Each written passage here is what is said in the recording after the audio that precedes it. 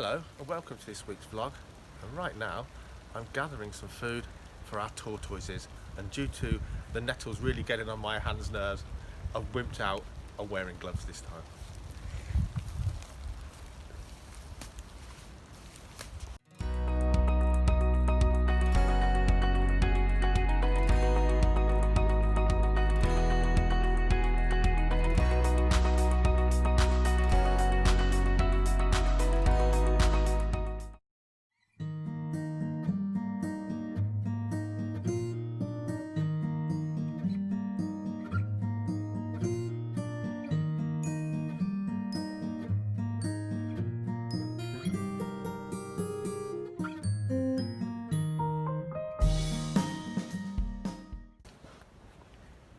So, a friend of mine turns up.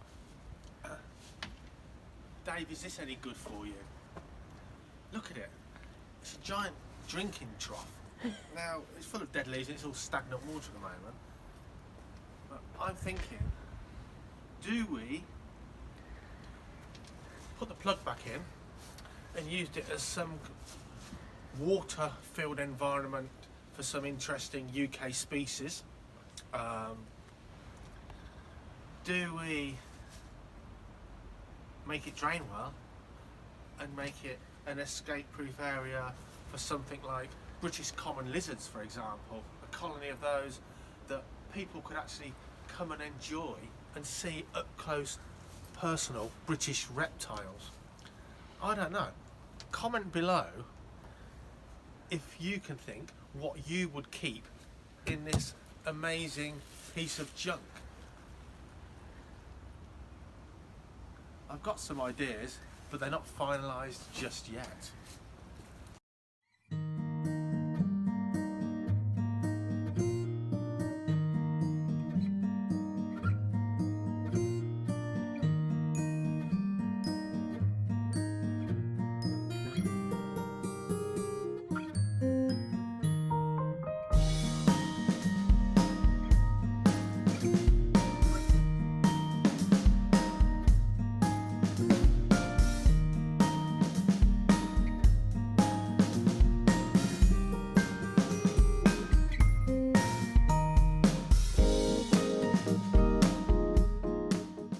Now, unfortunately, here in the UK, we have a really low level of reptile life and amphibian life compared to hot countries of the world. And if this was an adder-infested area, which it isn't at all, I'm afraid, this time of year, a bit of warmth in the sun, still a chance you might see the odd one or two sunbathing outside their hibernaculums, the sun bringing them out. But here, it's not the time of year to go looking for snakes, and they're kind of few and far between in the UK. And as I say, we've only got 3 species, one of them incredibly rare. So this morning when I was in the reptile room, I often have my phone playing videos on other YouTubers, keep you company. It's that old music, isn't it? And I'll try and get Georgia to put in the link below to my favourite lad who I like in the States. And I like watching it simply because this lad, he knows his stuff, and then he does travel around to find stuff. But my goodness, oh, what a dream. He lives in such a species-rich area where you've got tortoises, turtles, snakes, lizards, all kinds of amphibians. And for someone passionate about reptiles living in the UK, it's a complete dream. It's beyond our wildest imaginations of what could be. And it's also nice to see the different habitats out there in the States. So yeah, check him out. He's a great guy and fascinating stuff, and he gets out all the time. He makes a channel out of herping US reptiles and reptiles. Ooh. So have a look. We're going around almost in a circle now. Just an afternoon dog walk. Still lots to do at home.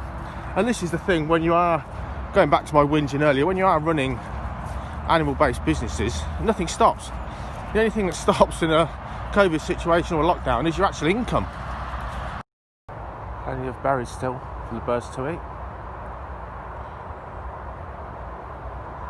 All for someone to make some slow gin with.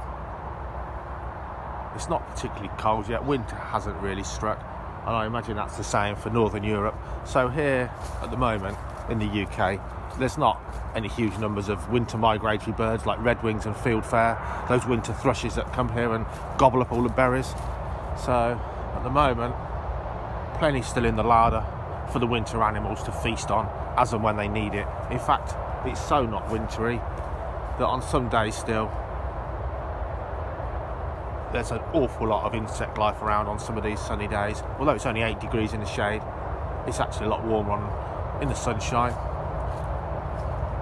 Winter's still yet to be here, very autumnal still. So, this bit here is normally long grass and sort of meadowland. Over here, busy M1 motorway. And they've mown this grassland, and that's pretty good because if you leave it too long, it turns to bramble and scrub and habitat changes. So a bit of diverse habitat. They've kept this down. This will grow back next year, and there'll be plenty of grassland, butterflies and things, and bees and wildflowers, as there has been in recent years. Fortunately, the dead oak tree's still here. But look how the scrub's growing up. So when this oak tree came down, it was been standing dead for a while. When it came down, it became incredibly good sunny habitat for common lizards to get under the bark and in amongst it and bask and forage. But in those sort of few years, you've already got brambles taking over and briars, and they'll eventually swamp that and shade it out. And there'll be no habitat there really for those lizards. It'll be a different habitat, and they'll have to move on if they can. But now they've got to go higher and higher from the ground to bask, exposing them more and more to kestrels and kites and other aerial predators. So habitat change, it's a natural order of things, but in our managed countryside, if you want a diversification of species, certainly in a relatively small area, if you manage that habitat, you've got more opportunity there for the wildlife of different species. If you just want to leave it alone, nature will take over completely, and the species that can adapt or live in that environment will progress through. Eventually, this would eventually become more forest if it was left, and that's great for shade-loving woodland animals. Not so good for forest edge reptiles like the common lizard. Probably won't see many more in that particular spot now. But there are other spots here in the forest where next spring we'll still be able to find a few common lizards for sure. But look at this, all mowed down. And that'll preserve this grassland to a degree. It'll stop it becoming brambles and overgrown and eventually scrubby woodland.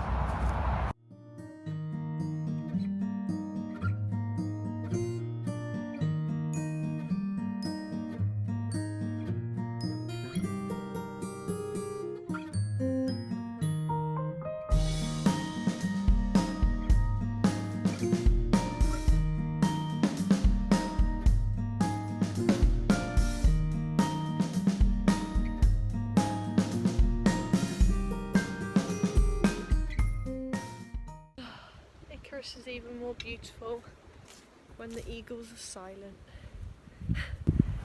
I'm putting you in the video because you're wearing our merchandise. Oh, come on, yeah.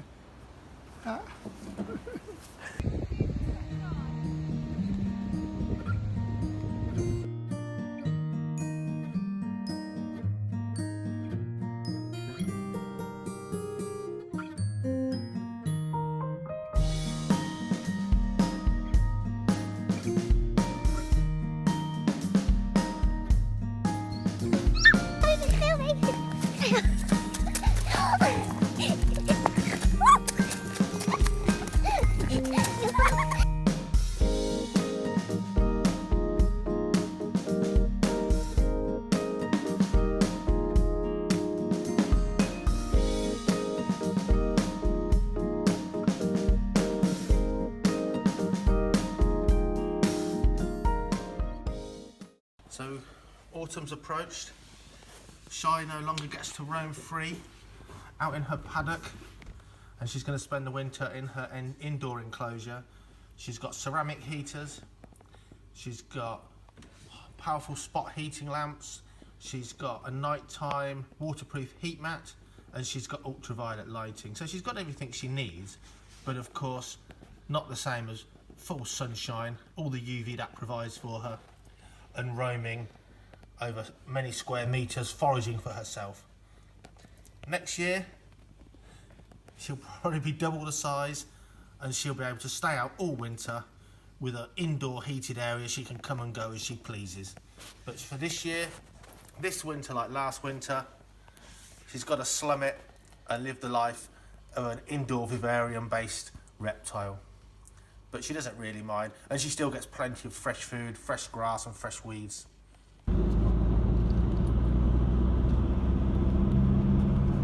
Now you guys know that really our real sort of core message is we just want to enthuse everyone to get behind nature, animals, plants, conservation and the countryside.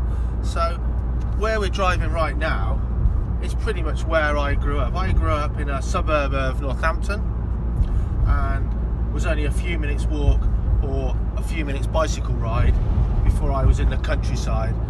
And where we're going now is a sort of area I spent most of my youth and childhood.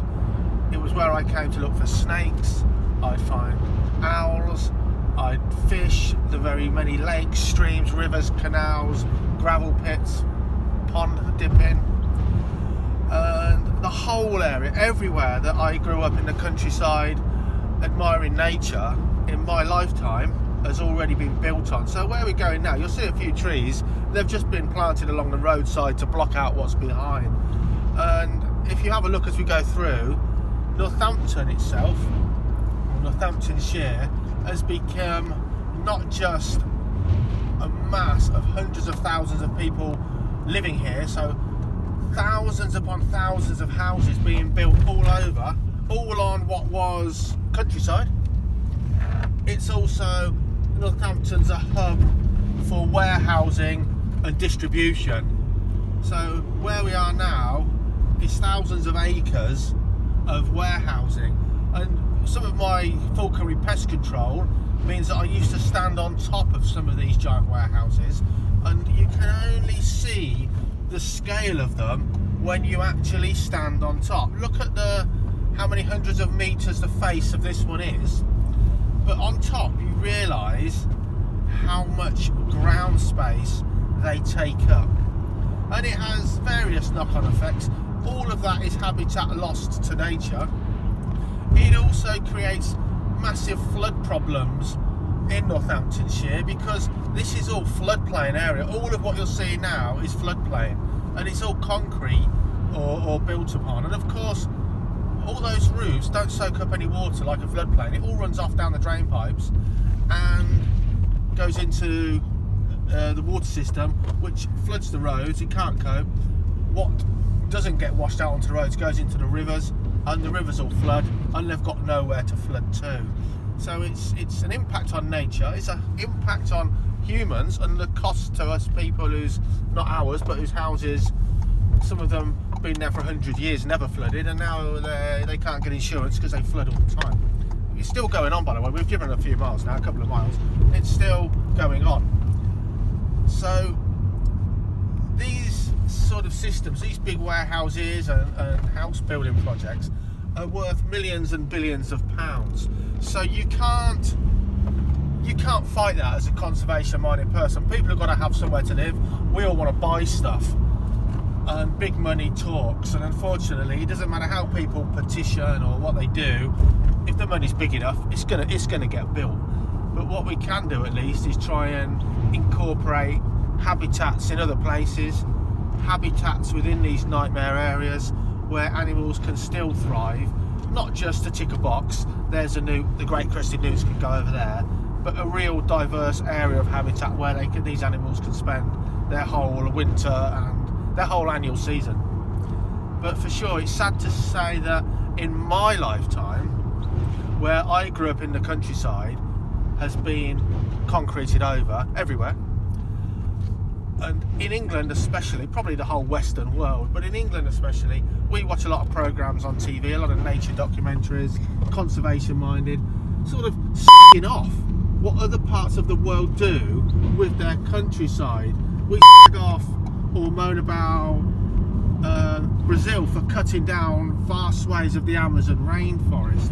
We talk about Southeast Asia, the orangutan, its home's being devastated so we can have palm oil plantations and people can build towns and cities. And we constantly kind of pompously work on that ethos in Britain for sure, that, you know, look how good we are at conservation and look how terrible things that these other countries are doing. They're so backward, they're cutting down their forests. And I think we forget that we're not only doing the same destruction here, we're driving a lot of the destruction there because of our wants and needs. And of course, we've already cleared our British forest from one end of the British Isles to the other, more or less. And now we're pompously telling other parts of the world, you shouldn't cut down your forests.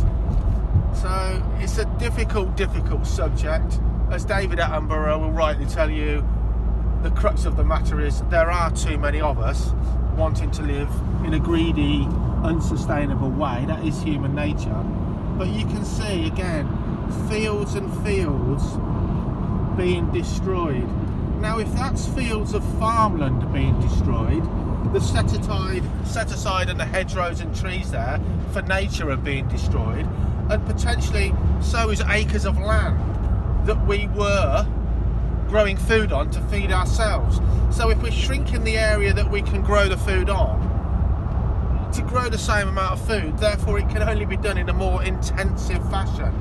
And it's pretty well documented that the more intensive farming practices are, the less sustainable they are for the natural world to be a part of them or to live within and around them.